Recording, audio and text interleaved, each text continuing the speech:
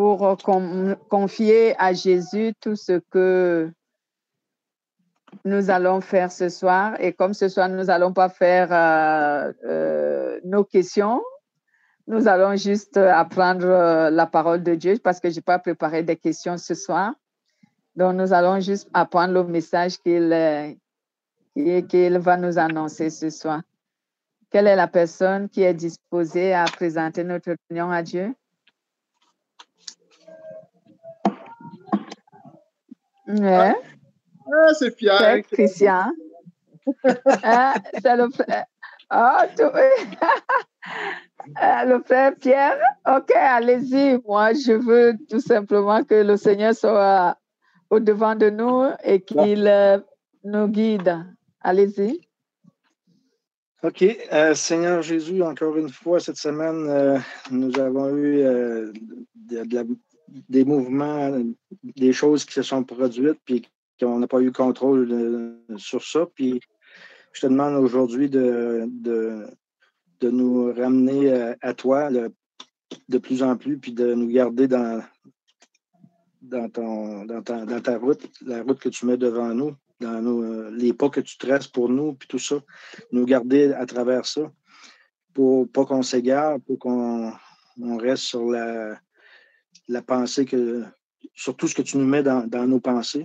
Puis je demande à l'Esprit Saint de nous éclairer aujourd'hui, puis de nous inspirer avec la réunion, avec l'enseignement que nous aurons aujourd'hui. Seigneur Jésus, nous le faisons en ton nom, dans le nom de Jésus.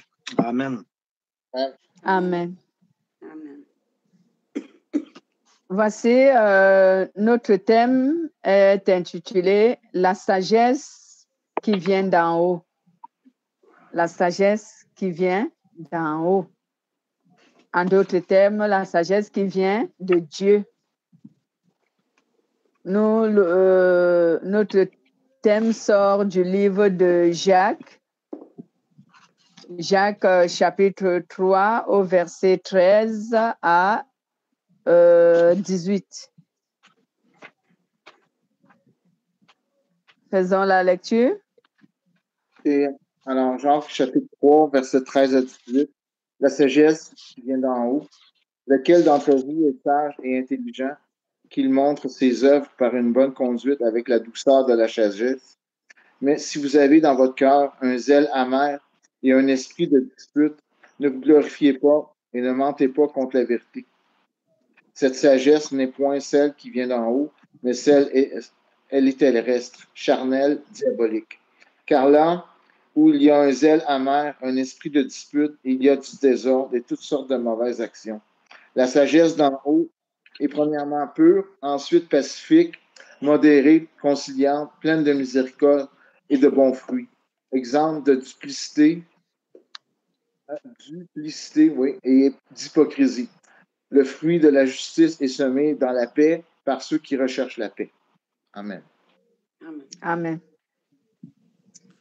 Donc, Jacques nous parle de la sagesse qui vient d'en haut et je venais de dire tout à l'heure, cela veut dire la sagesse qui vient de Dieu. De Dieu.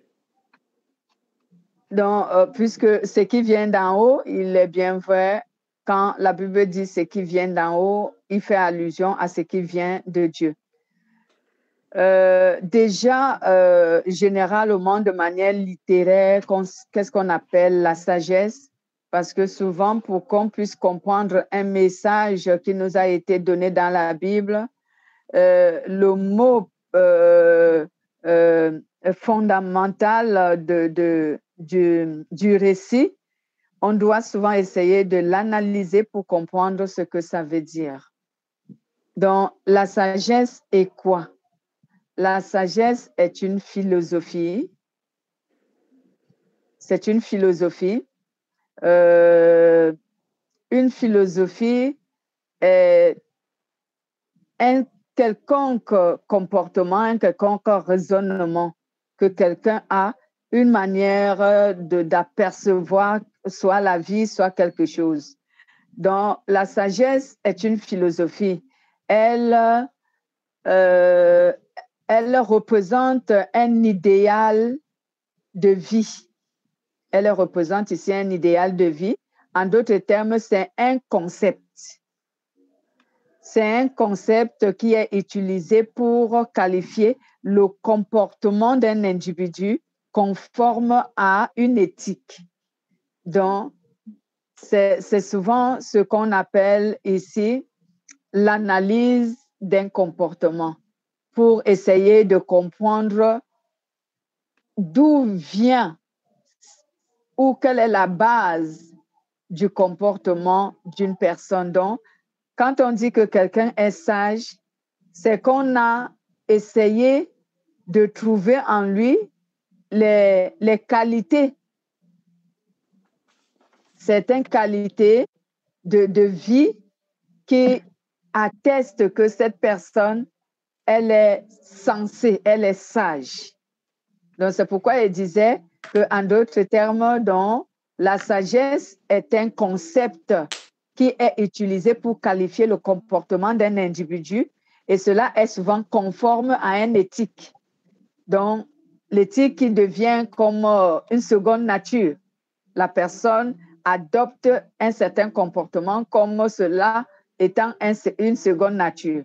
Et pour nous, les chrétiens, lorsque la Bible dit la sagesse qui vient d'en haut, c'est que Dieu veut que nous adoptons une quelconque manière de vivre qui est recommandée par sa parole. Donc Dieu voudrait que on adopte une manière de vivre qui nous est recommandée par sa parole. Et nous allons donc connaître ce que Dieu nous recommande principalement, qui vient de sa parole et qui est de sa volonté. C'est souvent avoir une bonne conduite. Quand tu lis dans la Bible, avoir une bonne conduite est souvent cité de partout dans la Bible. Avoir une bonne conduite. Nous disons donc, la sagesse qui vient d'en haut est inspirée par Dieu lui-même. Ce n'est pas une sagesse naturelle que l'on naît avec. Parce qu'il y a des gens qui naissent sages, dont on veut dire, ce sont des gens qui sont nés, ils ont un comportement sensé naturellement. Ils sont sensés. Quand ces personnes-là parlent, tu sens en eux une quelconque intelligence. Tu sens en eux une quelconque ouverture d'esprit, comme on dit souvent. Mais ça, c'est souvent quelquefois, on peut dire, c'est naturel. Cela voudrait dire que soit on l'a acquis dans le milieu dont on vit, ou on l'a acquis par les études qu'on a faites, ou on l'a acquis par l'éducation qu'on a eue de ses parents. Mais la sagesse qui vient d'en haut, c'est-à-dire celle qui vient de Dieu, personne n'acquiert cette sagesse que s'il est un croyant qui croit en Jésus-Christ. Si tu ne crois pas en Jésus-Christ, tu ne peux pas acquérir la sagesse qui vient d'en haut. Cela veut dire la sagesse de Dieu. C'est pourquoi je disais tantôt que la sagesse qui vient de Dieu, elle est inspirée par le Saint-Esprit sur le croyant. Amen. Donc, on ne peut pas trouver un homme du monde avec cette sagesse. Quelqu'un qui est dans le monde ne peut pas l'avoir parce qu'elle est inspirée uniquement aux croyants par le Saint-Esprit. Voilà. Donc, que nous dit notre frère Pierre ici? Il nous dit, lequel d'entre vous est sage et intelligent, qu'il montre cela par une bonne conduite, ses œuvres imprégnées de douceur et de sagesse. Donc, Jacques nous dit, quelle est la personne qui dit qu'elle est sage? Eh bien, qu'elle prouve qu'elle est sage à travers sa bonne conduite. En d'autres termes, cela veut dire que si nous disons que nous sommes sages, nous devons vivre de manière à poser des actes qui plaisent à Dieu. Donc, avoir une conduite qui répond à la volonté de Dieu. Avoir une conduite qui répond à la volonté de Dieu. Donc, ce sont les actes que nous posons qui doivent attester que nous sommes sages. Et ces actes que nous posons doivent être des actes qui sont de la volonté de Dieu. Parce que Jacques, je me rends compte que Jacques s'était confronté à certaines personnes qui se vantaient qu'ils étaient sages. Et Jacques leur a dit, si vous dites que vous êtes sages, alors démontre-nous que vous êtes sages en vous appliquant à obéir à Dieu. Faire la volonté de Dieu, c'est obéir à Dieu. Donc, montrez-nous que vous êtes sages en faisant ce que Dieu recommande. Et quelque part dans la parole de Dieu, j'ai ici un verset biblique qui atteste comment on peut reconnaître un chrétien qui est sage. Allons un peu dans Romains. Romains, chapitre 12, verset 2.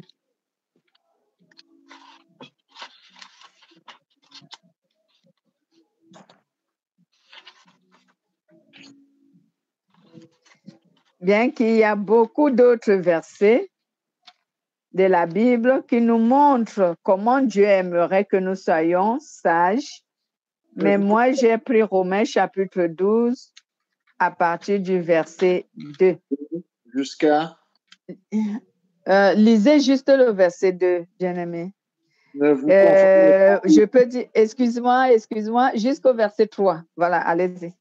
Ne vous conformez pas au siècle présent, mais soyez transformés par le renouvellement de l'intelligence, afin que vous discerniez quelle est la volonté de Dieu, ce qui est bon, agréable et parfait.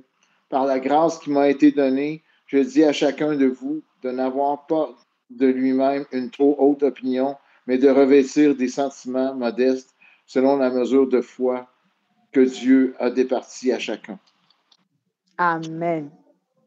Amen. Amen. Donc, écoutons cette lecture. Je vais essayer un peu de lire ça sur français courant, parce que j'aime souvent, quelquefois, l'expression de Dieu, français courant.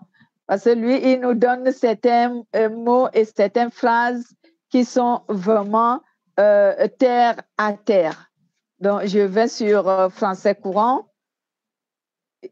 parce que j'ai lu second devant moi, et c'est ce que le frère Christian a lu. Moi, je vais lire français courant à partir du verset 2 jusqu'au verset 3, que nous dit la parole de Dieu. Ne vous conformez pas aux habitudes de ce monde, mais laissez Dieu vous transformer et vous donner une intelligence nouvelle. Vous pourrez alors discerner ce que Dieu veut, ce qui est bien, ce qui lui plaît et ce qui lui est agréable et parfait. À cause du don que Dieu m'accorde dans sa bonté, je dis à vous tous, n'ayez pas une opinion de vous-même. N'ayez pas une opinion de vous-même plus haut qu'il n'en faut. N'ayez pas une opinion de vous-même plus haut qu'il n'en faut. Ayez au contraire des pensées modestes, chacun selon la part de la foi que Dieu lui a donnée. Donc, ici, l'apôtre Paul il nous dit, on doit d'abord faire quoi? Il nous dit, on doit se conformer selon la volonté de Dieu et non selon la volonté du monde.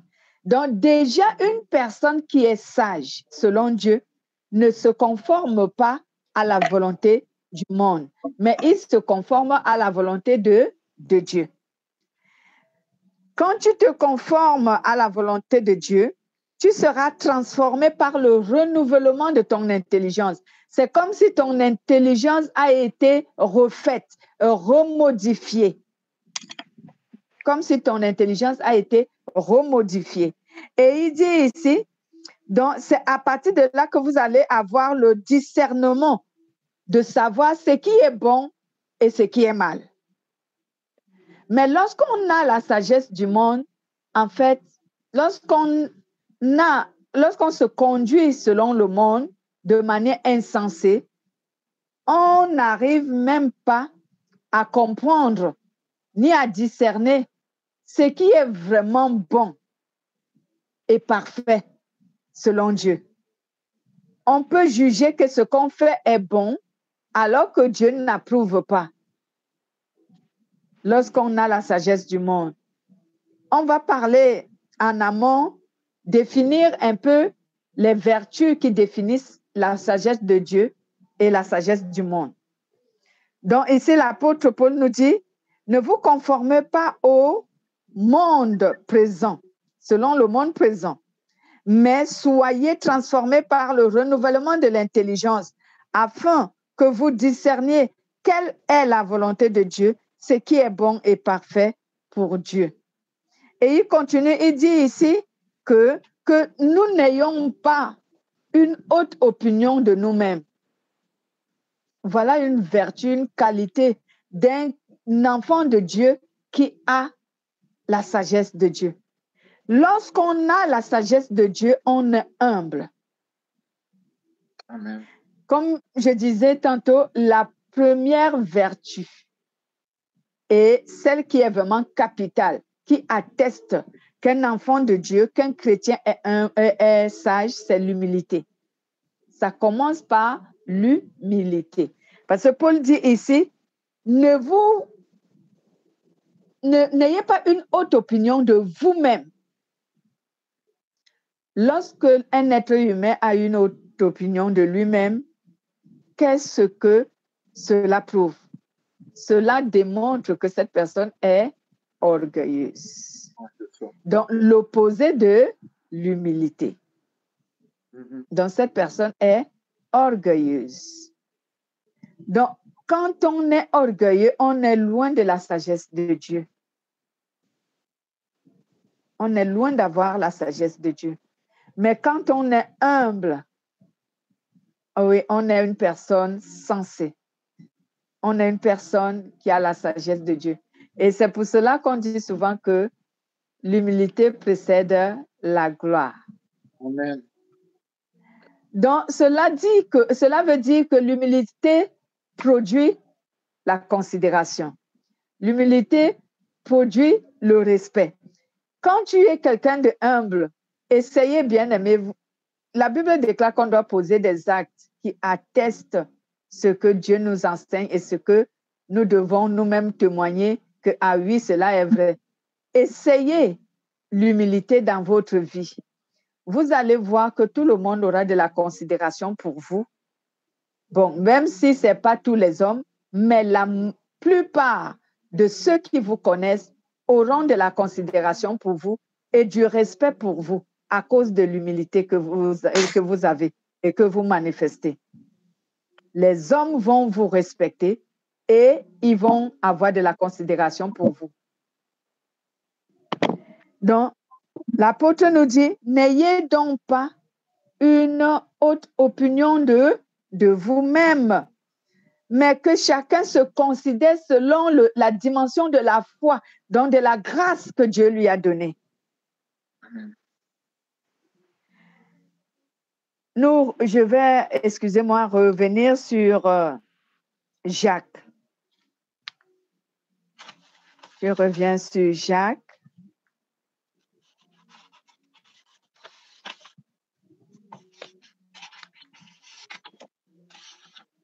Jacques nous dit, au verset 14, il nous dit, mais si vous avez dans votre cœur une jalousie amère et de la rivalité, autant pour moi, ne vous glorifiez pas et ne mentez pas contre la vérité.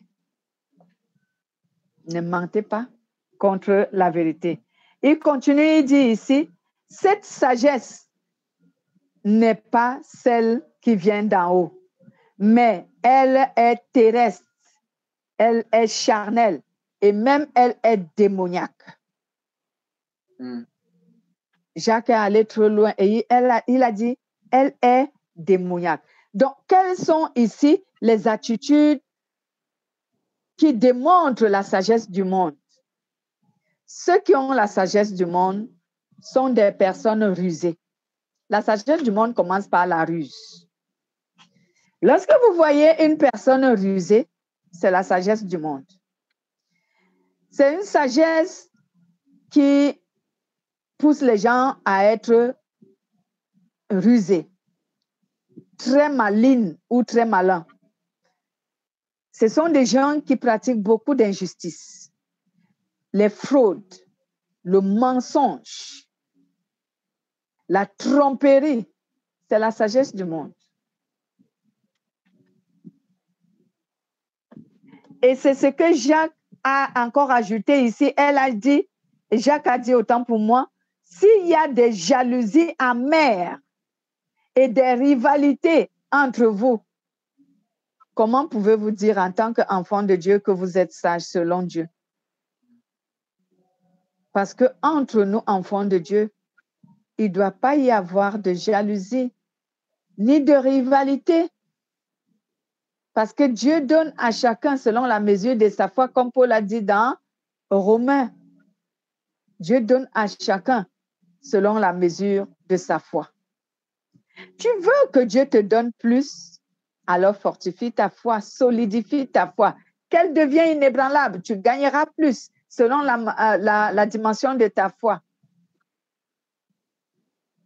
Comme nous savons, Dieu, il est juste et il a une justice équitable. Dieu n'est pas une personne qui fraude. Dieu n'est pas une personne qui fait des partis pris. Dieu attribue à chacun de nous selon la dimension de sa foi. Amen. Donc, lorsque tu te vois en tant qu'enfant de Dieu, tu es animé des malices. La malice qui veut dire tu es rusé, tu as l'hypocrisie, tu n'approuves pas quelque chose, mais pour plaire à quelqu'un ou pour le tromper, tu fais semblant d'approuver. L'hypocrisie. C'est ça la ruse, la sagesse du monde. Tu n'aimes pas un frère, mais tu fais semblant de l'aimer. Non, soit tu aimes, soit tu n'aimes pas. Vaudrait mieux que l'on t'accuse ou que l'on te juge en te disant, frère, mais pourquoi tu détestes ton frère? Et que tu lui dises, bon, il m'a offensé. Et pour cela, je l'en veux. Que de faire semblant que tu aimes alors que tu n'aimes pas. C'est la sagesse du monde. C'est comme ça que le diable agit. C'est pour cela que Jacques a dit ici, cette sagesse, elle est terrestre, elle est charnelle et même elle est démoniaque. Donc, lorsque tu as ce genre de comportement en tant que chrétien, lorsque tu es rusé, lorsque tu es menteur, lorsque tu pratiques l'injustice, la fraude, la tromperie, la jalousie, la rivalité, tu n'es pas sage selon Dieu. Ce sont là les conduites qu'on rencontre aujourd'hui dans notre milieu chrétien. Les uns trompent les autres.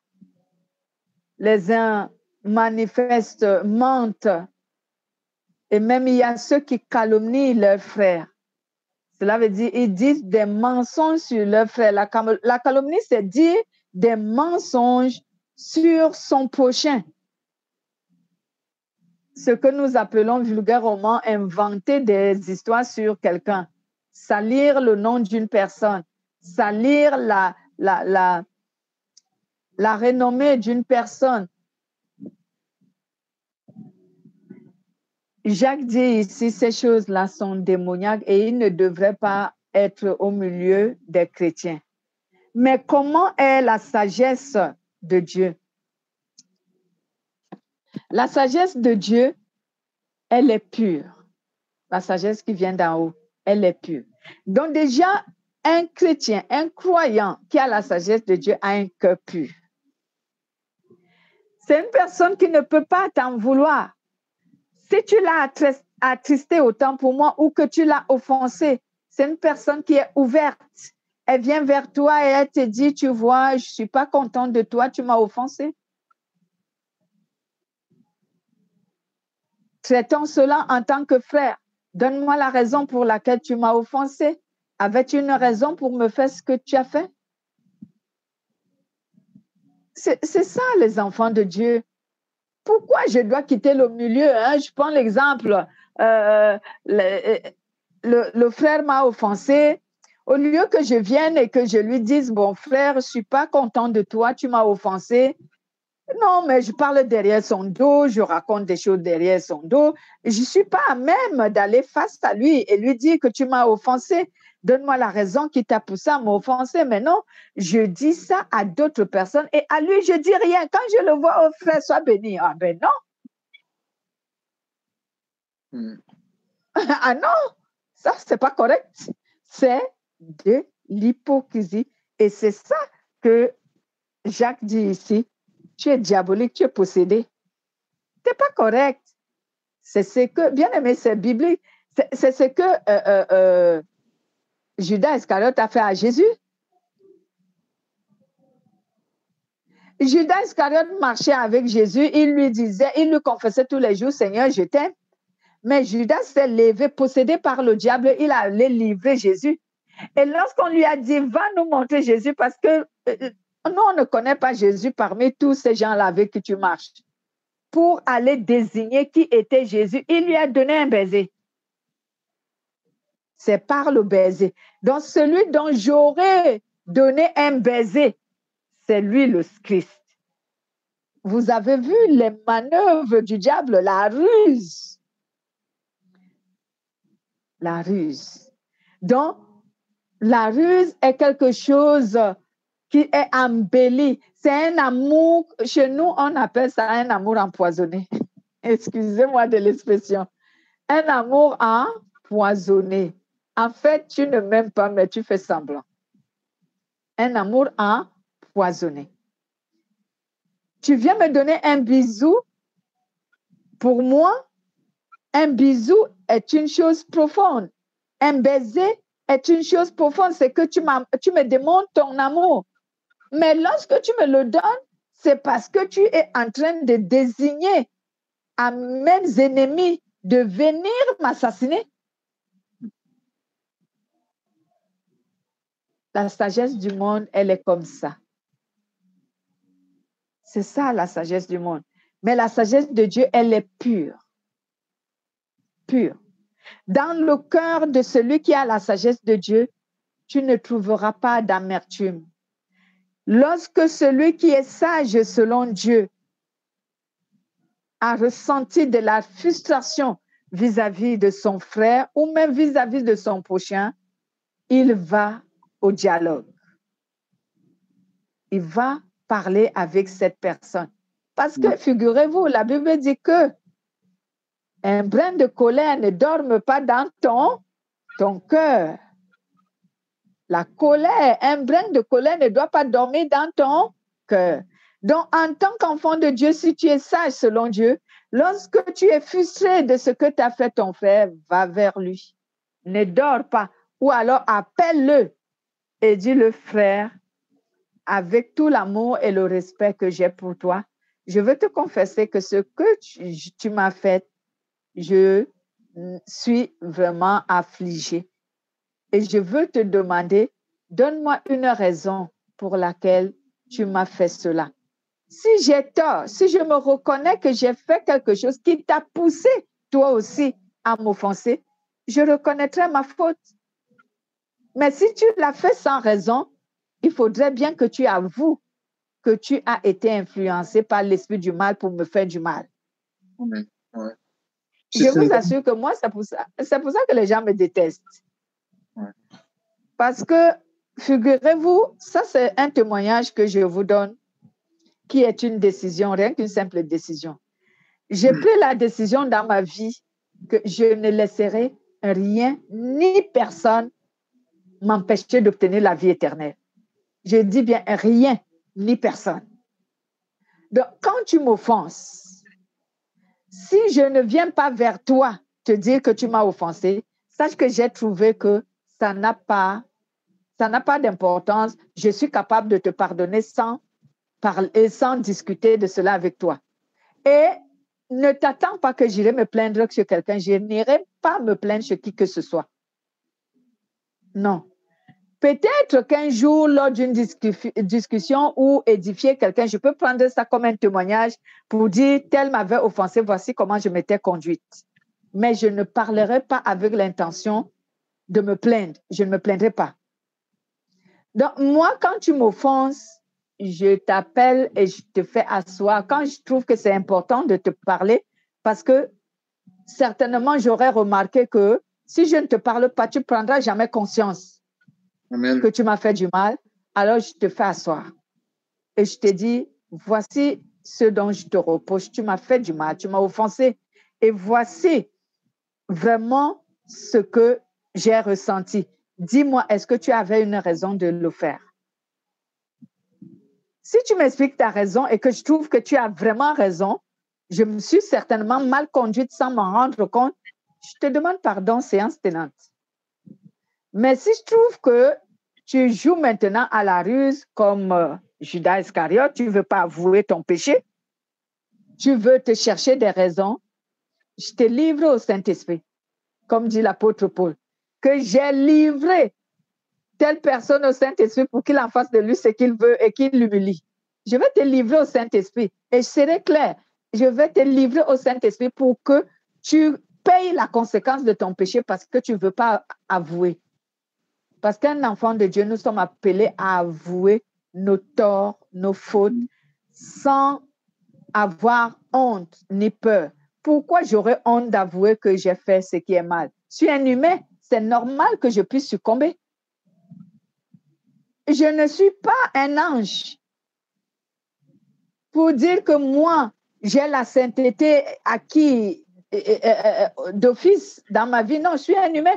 Je suis influencé par le mal depuis le séjour d'Adam et Ève, depuis qu'Adam et Ève a succombé au péché. Tout être humain a reçu en lui un mauvais héritage, la racine du péché. Donc, en tant qu'être humain, je peux être influencé à faire du mal. Mais si on me confesse mon mal, le péché que j'ai fait, je l'avoue.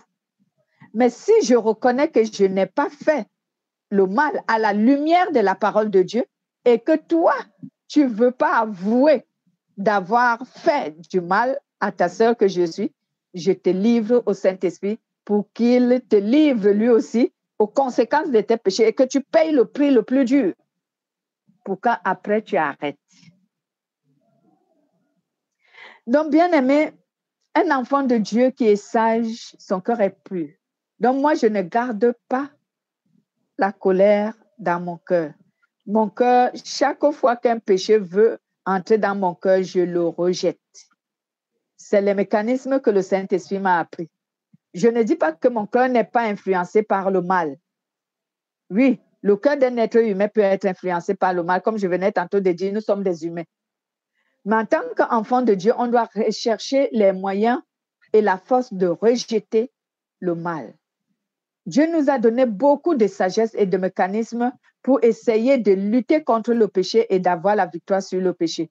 Donc, quand le péché influence ton cœur, il faut le repousser. Il faut le repousser et garder ton cœur pur. Amen. Donc, la sagesse de Dieu ici, cette sagesse, elle est quoi? Elle est pure, elle est modérée, elle est conciliante. Voilà. Quelqu'un qui est sage, autant pour moi, si tu es sage selon la volonté de Dieu, si tu es sage selon Dieu, tu es conciliant. Je vois des frères, Seigneur, pardonne-nous. Ils n'ont même pas peur que je peux mourir dans une seconde et que je me retrouve en enfer juste parce que je n'ai pas pu pardonner mon frère, juste parce que je n'ai pas pu lui confesser mon péché, juste parce que je n'ai pas pu me réconcilier avec lui. la sagesse de Dieu, elle est conciliante. Lorsque tu as un compromis avec quelqu'un et que tu te reconnais, s'il te plaît, ne garde pas ça pour longtemps. Va rencontrer la personne et réconciliez-vous. Amen. La Bible déclare que la mort viendra comme un voleur. Personne sur cette terre, on n'a jamais annoncé à quelqu'un sur cette terre que tu vas mourir demain. Sinon, chacun se préparerait pour cette mort. Mais personne ne sait quand il va mourir. Mhm. Donc, c'est un risque de dire, je parlerai demain. C'est un risque de dire, ah non, je n'ai pas besoin, je me tais. Non, si tu t'étais, ce n'est pas mauvais. Mais si tu t'étais, pardonne. Sors cela du cœur, de ton cœur. Sors cela du cœur. Mais si tu vois que tu es quelqu'un qui ne peut pas pardonner sans avoir parlé, va te réconcilier. Amen. Va te réconcilier, tout simplement. Ne reste pas là à murmurer. Ne reste pas. Vous voyez, il y a plein d'exemples dans la Bible. Je me souviens que Dieu a frappé Myriam de la lèpre. Pourquoi? Parce qu'elle murmurait contre Moïse. Elle calomniait même Moïse. Est-ce que Moïse lui avait fait du mal? Non, c'était par jalousie. Au lieu d'aller voir son frère et lui dire, là où tu vois vraiment, je t'envie. J'aimerais vraiment être à ta place, mais il est bien vrai que Dieu ne m'a pas appelé à cette place, mais cette place-là me plaît. Vous ne pouvez pas savoir comment certaines paroles peuvent soulager quelqu'un et le faire sortir du péché. Donc, si tu dis ça à un frère, donc peut-être Dieu a donné un don que toi, tu convoites et qu'il ne te l'a pas donné. Tu vas auprès de ce frère et tu lui dis, vraiment, je t'admire pour le don que tu as. J'aurais voulu vraiment que Dieu me donne aussi un tel don, mais il ne m'en a pas donné. Mais je t'admire beaucoup. Qui ne te dit pas qu'en te confessant comme ça, Dieu peut faire en sorte que le frère ou la sœur te prenne sous son aile et qu'il te forme pour que tu aies aussi les mêmes aptitudes. Amen. Ça peut être possible. Exactement. Mais lorsque tu ronchonnes de jalousie de ton côté, tu deviens comme un lion, tu veux le tuer, tu veux lui faire du mal, tu veux tout faire pour l'empêcher d'exercer le don que Dieu lui a donné parce que tu es jaloux ou parce que tu es jalouse. Ça, c'est pas la sagesse qui vient de Dieu. Et même, je vous dirais que la plupart, lorsque tu n'as pas la sagesse qui vient de Dieu, tu es même limité dans la réflexion. Tu n'arrives même pas à réfléchir normalement. D'abord, tu n'es pas sensé. Tu es une personne insensée quand tu n'as pas la sagesse de Dieu. Que l'on m'excuse lorsqu'on m'entendra dire cela. Ça paraîtrait comme si je veux insulter les gens, mais non, je ne veux que définir, essayer d'éclaircir un peu comment ça peut fonctionner dans l'intelligence d'une personne. Lorsque tu n'as pas la sagesse de Dieu, tu es une personne insensée. Tu ne réfléchis même pas normalement comme il se doit. Parce que tout ce que Satan t'inspire, c'est les mauvaises idées, les mauvaises pensées, tout ce qui est négatif. C'est ce que l'ennemi t'inspire.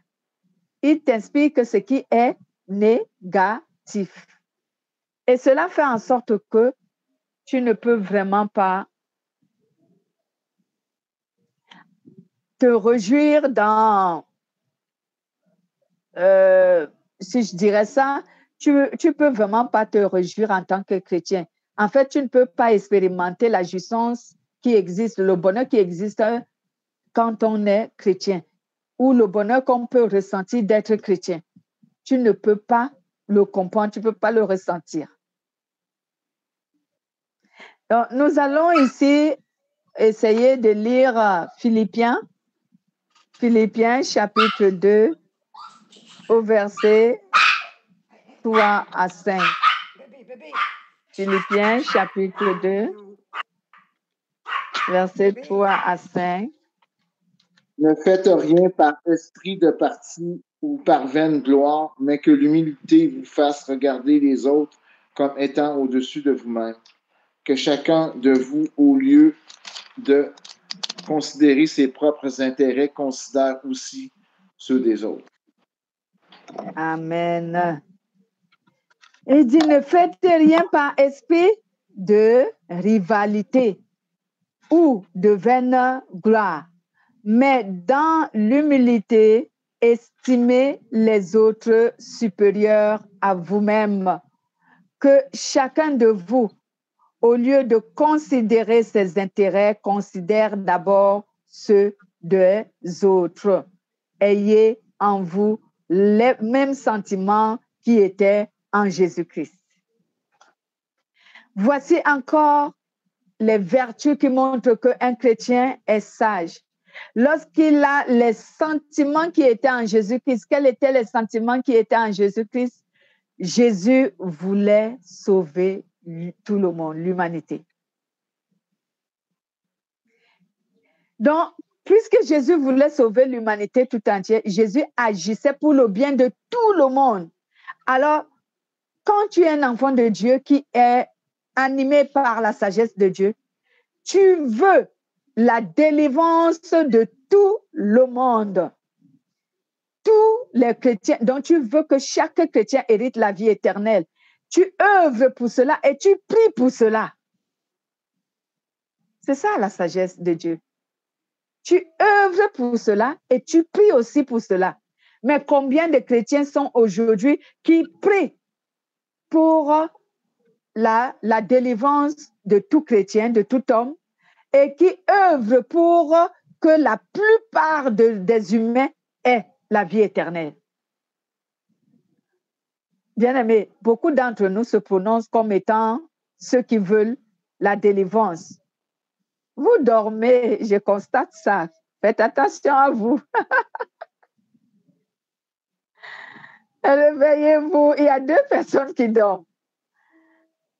Donc, et Dieu nous dit ici que lorsqu'on a la sagesse de Dieu, on doit vraiment avoir les mêmes sentiments qui étaient en Jésus. Jésus voulait sauver l'humanité tout entière et il l'a fait.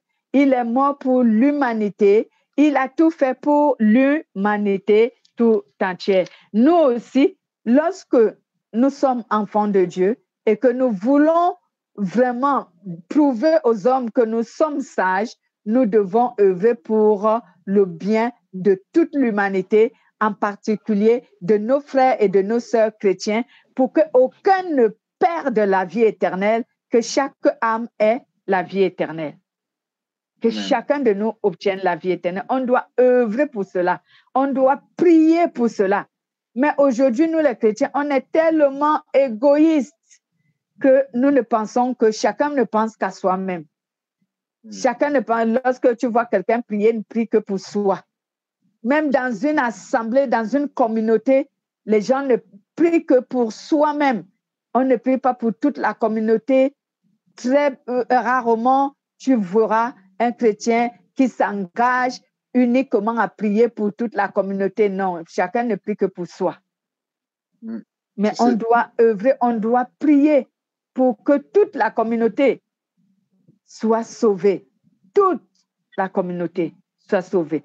C'est ça, les sentiments qui étaient en Jésus. Et c'est cela, c'est ce qui démontrait la sagesse de Jésus. On a d'abord parlé de l'humilité ici et chercher l'intérêt commun.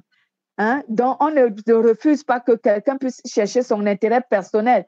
Mais la Bible nous dit ici, avant de rechercher ton intérêt, cherche d'abord celui de toute la communauté. En cherchant l'intérêt de toute la communauté, Dieu va te faire grâce et il va te donner ce don qui est pour ton intérêt. Lisons aussi 1 Corinthiens 3, 1 Corinthiens 3, verset 3 toujours. 1 Corinthiens, chapitre 3, au verset 3. En effet, puisqu'il y a parmi vous de la jalousie et des disputes, n'êtes-vous pas charnel et ne marchez-vous pas selon l'homme? Voilà. Voici encore l'attitude des personnes insensées. Il y a des disputes entre les enfants de Dieu.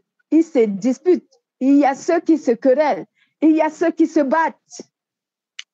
Même si ce n'est pas avec des coups de poing, mais avec des mots. Ils se battent. Ils se battent. La Bible nous dit que est-ce que nous ne sommes pas charnels? Sommes-nous différents de ceux du monde?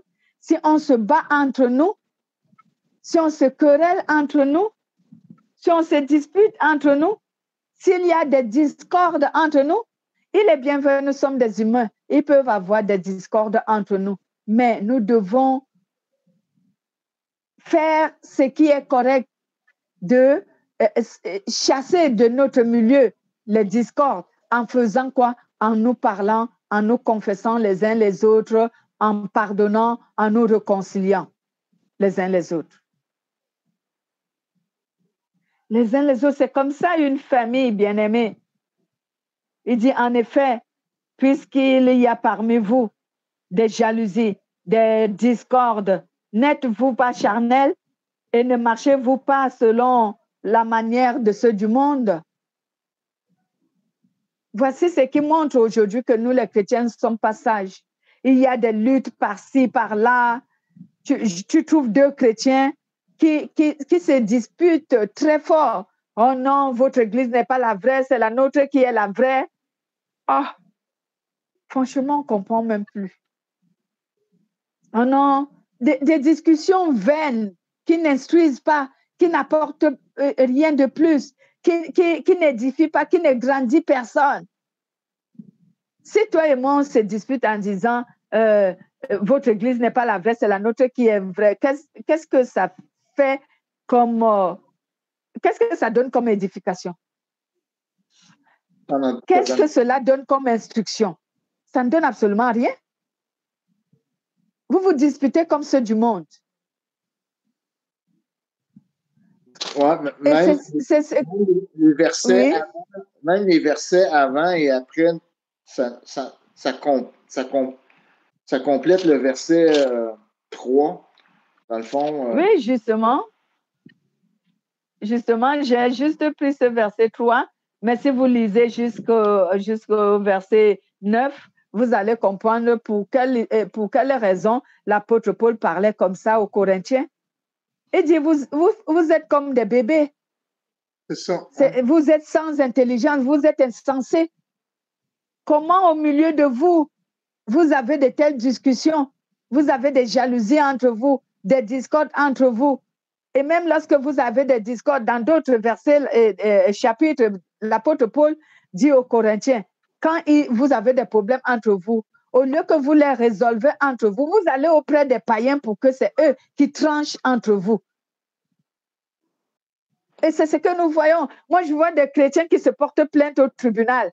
Ils ont un problème qui les oppose, deux chrétiens. Au lieu qu'ils s'asseyent, ils invoquent le Saint-Esprit, ils appellent quelqu'un qui les respecte et lui soumettent le problème, quelqu'un qui a la crainte de Dieu, pour qu'il leur donne la conduite à se tenir. Non, ils vont se porter plainte au tribunal, dans les gendarmeries, les commissariats. Et l'apôtre Paul dit, nous qui sommes censés juger les païens, maintenant on se fait juger par les païens. On va amener nos problèmes pour que c'est les païens qui tranchent nos problèmes. Est-ce que à ce niveau-là, on ne voit pas que nous sommes insensés? Nous sommes insensés. Lorsqu'on a un problème entre nous chrétiens, on doit s'asseoir et on le règle entre nous. On n'a pas besoin d'un tribunal pour résoudre nos problèmes. On n'a pas besoin de ça. Le tribunal, oui, c'est bien, on respecte la loi. Nous sommes des citoyens, c'est correct. Mais le tribunal, c'est le monde. Ce n'est pas Jésus. Moi, j'ai une question. Oui. Si on tente de régler quelque chose avec quelqu'un qui est présumément notre frère ou notre sœur, OK? Puis qu'on voit que plus qu'on essaie de régler la chose, plus que ça s'envenime. C'est quoi qu'on fait à ce moment-là? Bon. La Bible déclare que dans le livre de Matthieu chapitre 15, allons un peu lire pour répondre à votre préoccupation. Matthieu chapitre, si ce n'est pas le chapitre 15, c'est le chapitre 18, mais je vais arriver. Je vais consulter, excusez-nous. Allons. Si ce n'est pas 15, c'est 18.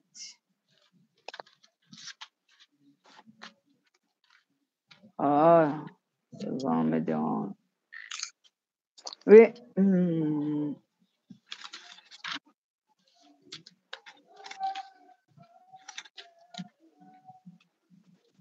Alors, verset 18, bien-aimé. Verset 18. Chapitre 18. Chapitre 18, excusez-moi. Je vous le dis. À partir du verset 15. Oui, j'ai fait l'inverse. Si ton frère a péché, va et reprends-le entre toi et lui seul. S'il t'écoute, tu as gagné ton frère. Mais s'il ne t'écoute pas, il prend avec toi une ou deux personnes afin que toute l'affaire se règle sur la déclaration de 2 ou 3 témoins. S'il refuse de les écouter, dis-le à l'Église. S'il refuse aussi d'écouter à l'Église, il soit pour toi comme un païen et un publicain. Tu peux t'arrêter là. Vous avez la réponse, n'est-ce pas? Oui. La Bible dit, si ton frère a péché, va et reprends-le seul à seul. Comme je venais de dire, moi, quand tu m'offenses et que je me sens offensé, mon cœur n'arrive pas à te pardonner sans t'avoir parlé, alors je viens te voir pour qu'on en parle. Et c'est ce que la Bible dit. Si tu pars, tu prends ton frère seul à seul, vous parlez. S'il refuse de t'écouter, la Bible dit, prends 2 personnes qui sont des chrétiens et dont vous jugez qui sont des personnes responsables et qui vivent dans la vérité. Ne prenez pas n'importe qui, prenez celui qui vit dans la vérité. Alors, exposez ces 2 personnes votre situation et laissez-les amener la vérité entre vous à la lumière de la parole de Dieu. Maintenant, si ton frère n'écoute pas aussi les 2 témoins que tu as pris, la Bible déclare que conduis-le à l'église. L'église a souvent le conseil qu'on appelle le conseil des anciens. On va vous appeler tous les 2 avec les anciens et on va vous entendre. C'est comme un tribunal. On va vous entendre et on va donc regarder à la lumière de la parole de Dieu qui a tort et qui a raison. Et on va vous exhorter afin que vous vous réconciliez. Et la Bible dit que si maintenant ton frère n'écoute pas le conseil des anciens, alors traite-le comme un païen. Okay. Et quand on dit que traite une personne comme un païen, on aimerait dire qu'il faut que tu ne lui adresses plus la parole. Tu le laisses, mais tu ne dois pas le détester. OK, faut que tu l'aimes pareil. Oui, tu l'aimes pareil, mais tu ne lui adresses plus la parole. C'est comme ça. Mais aller au tribunal, pourquoi? Si Dieu voulait qu'on aille traiter nos problèmes dans les tribunaux, il ne nous aurait pas dit que dans l'Église, on doit établir le conseil des anciens qui juge les conflits dans l'Église, parce que Dieu savait qu'il y aura des conflits dans nos églises.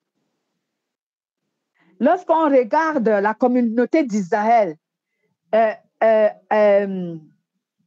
Moïse avait établi le conseil des anciens qui traitait les problèmes niveau par niveau pour juger. C'est quand le problème était plus grave et que le conseil d'anciens n'arrivait pas à le traiter qu'on l'amenait auprès de Moïse. Et Moïse consultait Dieu pour qu'on sache qu'est-ce qu'il faut faire. Pourquoi avons-nous besoin d'aller au tribunal lorsque on a des compromis entre nous? On n'a pas besoin de ce tribunal. Il n'est pas le nôtre. Il est un tribunal du monde. Et c'est ce qui fait en sorte que les gens du monde sachent que nous, on est sans intelligence. On n'est pas censé. Parce que c'est eux qui sont censés venir prendre des conseils chez nous. C'est eux qui sont censés venir nous demander notre avis, l'avis de notre Dieu selon tel problème. Ce n'est pas à nous d'aller vers eux. Figurez-vous, je vais vous donner d'abord un exemple. Les lois qui ont été érigées dans nos pays sortent de la parole de Dieu. Ce n'est pas une invention. Nos codes pénals, nos codes civils et tout viennent de la parole de Dieu. Quand on dit tu ne tueras point, qui a écrit ça? Ce n'est pas Dieu. Tu ne commettras pas d'adultère, qui a écrit ça? Ce n'est pas Dieu. Tu ne voleras point, ça vient d'où? Ça vient de la Bible. Lorsque vous regardez les codes pénals ou codes civils ou je ne sais pas quoi, la loi des hommes qui est respectée et traitée dans les tribunaux, ça vient de notre parole. Pourquoi avons-nous besoin d'aller vers eux pour trancher nos problèmes? C'est eux qui devraient venir nous trouver. Parce que c'est nous qui avons le code de la vie, ce n'est pas eux. Et ils ont prélevé certaines choses dans la Bible, ils en ont fait un code civil ou un code pénal, je ne sais pas quoi moi. Je n'ai pas appris le droit moi. Donc, je ne connais pas ces choses. Mais je sais qu'ils ont pris ça dans notre Bible. Parce que dans ma curiosité, quelquefois, je lis les choses. Donc, c'est à nous de venir, de traiter nos problèmes. On ne doit pas aller les consulter. C'est pourquoi ils se moquent de nous. Quelquefois, vous voyez, les païens se moquent de nous. Ils ont raison. Au lieu d'être sensés, on devient des gens insensés qui sont sans intelligence. Alors que l'intelligence et la sagesse viennent de notre Dieu. La vraie. Donc, voici donc pourquoi, bien-aimé, Jacques nous dit que, si je dois terminer, excusez-moi, Jacques nous dit ici, au verset 16, il nous dit, car là où il y a la jalousie, la rivalité, il y a aussi du désordre et toute espèce de pratiques mauvaises. Donc, dans une famille chrétienne, dans une communauté chrétienne, lorsqu'il y a déjà les jalousies, les rivalités, le mensonge, la tromperie, Satan va ériger domicile dans cette congrégation et il va vraiment s'aimer le désordre dans cette congrégation, dans cette communauté. Il va s'aimer le désordre parce qu'il a semé sa graine. Cette graine, c'est quoi? C'est la rivalité. Cette graine, c'est quoi? C'est la jalousie. Et avec tout ça, ça va continuer à produire les divisions. L'Église va commencer à former des clans. Le clan de tel, le clan de tel. Et l'Église va avoir tout un désordre. C'est comme cela que Satan gère les églises et fait en sorte que le péché abonde dans l'église, en suscitant cette sagesse mondaine et démoniaque aux hommes. Et au verset 17, Jacques nous dit, la sagesse d'en haut est d'abord pure, comme je venais de dire, ensuite pacifique, modérée, conciliant, pleine de miséricorde. J'ai même parlé de tout ça bien avant de lire tout ça. Il dit, on doit se pardonner, plein de miséricorde et de bons fruits, sans partialité, sans hypocrisie. Le fruit de la justice est semé dans la paix et par les artisans de la paix. Donc, lorsqu'un enfant de Dieu est sage, bien-aimé, vous allez trouver en ce chrétien l'humilité. Vous allez trouver en lui la miséricorde. Vous allez trouver en lui un caractère pacifique, un caractère sans hypocrisie. Il aime sans hypocrisie. Vous allez trouver en lui qu'il est quelqu'un de conciliant. Vous allez trouver toutes ces vertus en celui qui a la sagesse de Dieu. Et dans une communauté où le Saint-Esprit dirige cette communauté, vous allez trouver ces vertus. Le pasteur veille à ce que cela soit, pas de jalousie. Moi, je me souviens que dans ma communauté, pour terminer, lorsque, à une certaine année, il y avait une dame qui était venue dans la communauté et quand elle est venue dans la communauté, elle aussi, elle a fait amener les gens et tout. Et il y avait la sœur qui est là présentement. Au début, elle a toujours été avec moi. En fait, elle est là, pas qu'elle était là, elle est là avec nous. Elle aussi, elle a amené pas mal de gens dans la communauté. On a commencé à se multiplier. Un jour, l'autre de mes sœurs qui est partie, elle se lève pour faire un témoignage et elle déclare une parole que le Saint-Esprit n'approuve pas.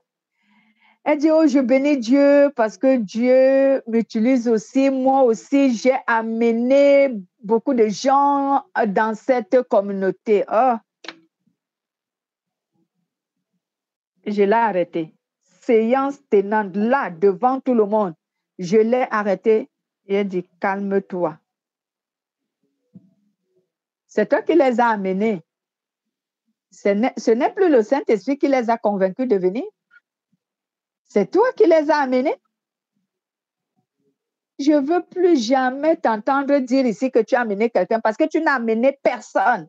Si les gens t'ont suivi, c'est grâce au Saint-Esprit. Tu n'as aucune autorité sur ces gens-là qui sont assis.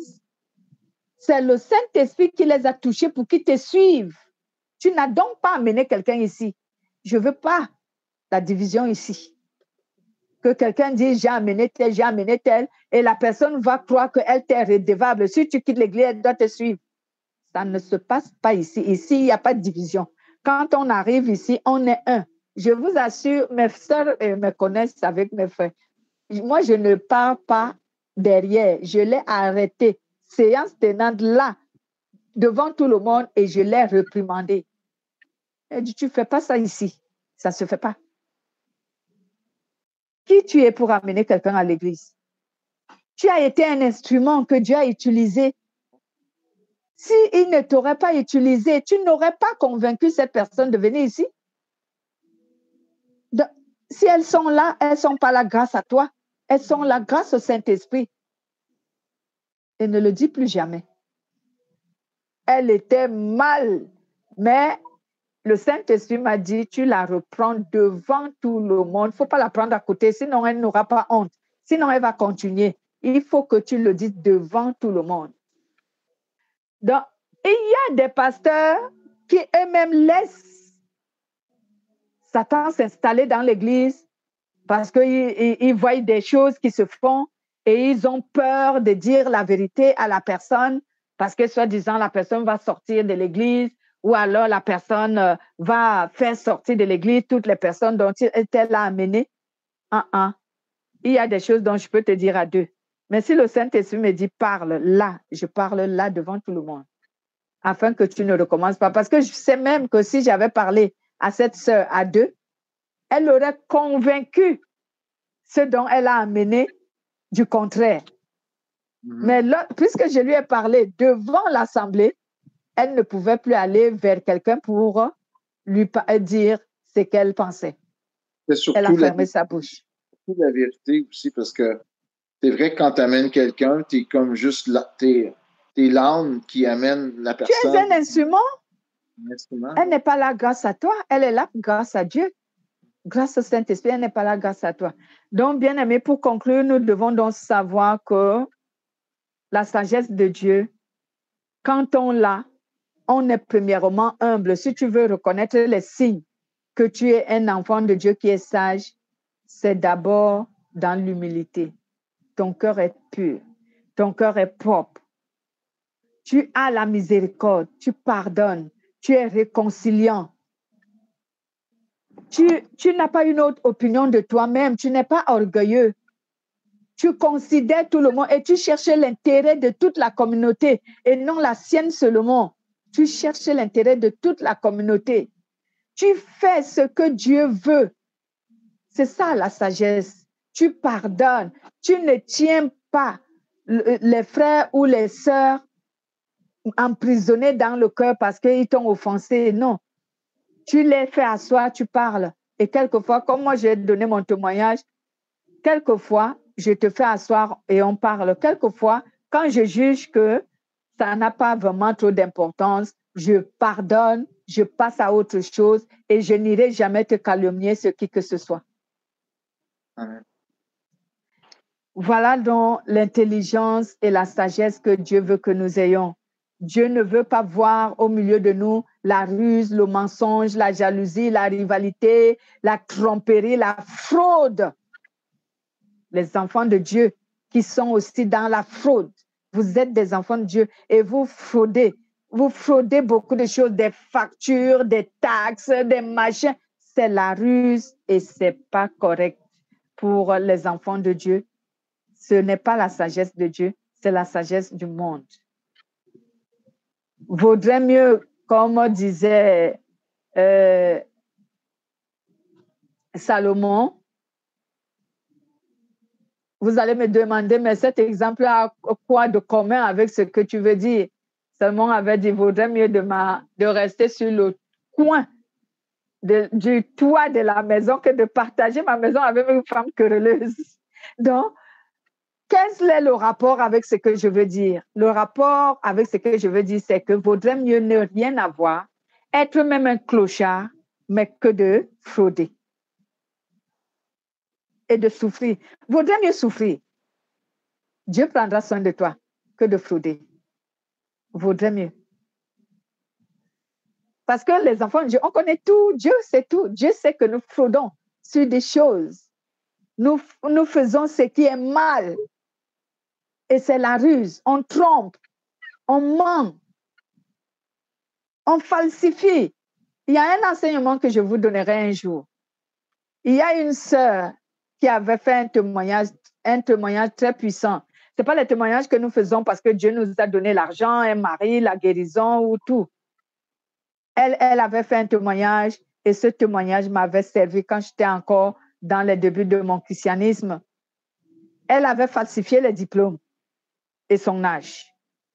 Et elle a trouvé le travail. Donc, elle travaillait avec les diplômes falsifiés. Mais quand elle a appris par le Saint-Esprit que la véritable repentance consiste à abandonner son péché et à se dévoiler, d'abord à se confesser, à avouer et à se confesser. Après l'enseignement, elle s'est confessée. Elle dit, moi, les diplômes que j'utilise ne sont pas les miens, je les ai falsifiés. L'âge qui se trouve sur ces diplômes n'est même pas le mien. Le pasteur lui a conseillé que, bon, tu veux être un véritable enfant de Dieu, maintenant va te dénoncer auprès de ton patron. Elle a prié et elle a allé se dénoncer auprès de son patron. Son patron était même étonné, elle l'a regardé. Tu sais, dans le monde, quand tu fais ça, on croit que tu es bête. Le patron disait, toi, tu es une idiote. Tu viens ici te faire crucifier. Tu viens là pour te faire crucifier. Elle a tout confessé et elle a dit au patron, je suis chrétienne, je viens d'apprendre cette vérité et je ne veux pas rester dans le mensonge. Je veux que ma vie avec le Seigneur soit correcte. Voilà ce que j'ai fait. Maintenant, vous êtes libre, patron, de faire de moi ce que vous voulez. Je vous laisse réfléchir. Elle est partie. Son patron était dépassé de cette sincérité et de cette réalité, cette vérité. Le patron l'a appelé quand ils ont fait leur réunion des chefs. Il l'a appelé et a dit, bon, on ne va pas t'enlever au travail. Ce qu'on va faire, c'est que tu vas regringoler parce que la catégorie dont tu occupes dans cette société, c'est en fonction des diplômes que tu avais. Donc, comme tu n'as pas ce niveau d'études, on va te régresser. Voilà, on va te régresser. On verra, peut-être avec l'ancienneté, tu vas remonter. C'est tout ce qu'on lui avait recommandé. Mais on ne l'a pas enlevé au travail. On ne lui a même pas amendé pour avoir volé la société pendant certaines années. Parce que lorsque tu gagnes une certaine somme d'argent dont tu n'as pas le niveau, parce que ce ne sont pas tes diplômes, tu n'as pas ce niveau d'études. Mais Dieu a fait grâce. C'est juste tout ce elle avait payé. Mais elle était maintenant libre. Elle était libre dans son cœur et elle était libre dans sa tête. Elle n'était plus redevable à personne. Alors que si elle gardait ça, avec la parole qu'elle a reçue et la situation qu'elle vivait, elle devait toujours être tourmentée. Tourmentée. Donc, la sagesse de Dieu aussi donne la liberté. Elle te rend libre. C'est ça qui est un chrétien qui lutte avec ses démons. Ouais, c'est ça. Voici, on a terminé avec la sagesse qui vient d'en haut. Beaucoup de choses à dire, mais on n'a pas tellement le temps de dire tout. Le Saint-Esprit multipliera dans notre cœur ce qu'il faut. Remercions le Seigneur. Dieu de grâce, tu es béni au nom de Jésus-Christ. Merci de nous avoir enseigné sur la sagesse qui vient de toi-même, l'Éternel Dieu Tout-Puissant, puisque tu es le Créateur des hommes et c'est toi qui mets en l'homme la sagesse. Celle-ci, elle est spécialement pour ceux qui croient en toi. Et c'est pourquoi je te bénis de nous avoir enseigné là-dessus, Seigneur. À partir de ce moment, aide-nous à rechercher que la sagesse qui vient de toi, inculque-nous cette sagesse au Seigneur Jésus et fais en sorte que, Père éternel, nous la maintenons en nous, en refoulant toute sagesse du monde et en refusant au Père éternel de revenir à cette sagesse du monde qui ne produit que des ennuis au Père éternel et l'éloignement avec ton Esprit Saint. Je te loue de ce que dès aujourd'hui, Père, tu vas nous amener, nous aussi, à nous qui pratiquions la sagesse du monde, à confesser tout ce que nous avons fait selon la sagesse du monde et à être libres, comme je venais de donner le témoignage de notre sœur. Afin que, Père éternel, nous soyons, ô Père éternel, sans faute, sans condamnation devant toi et devant les hommes.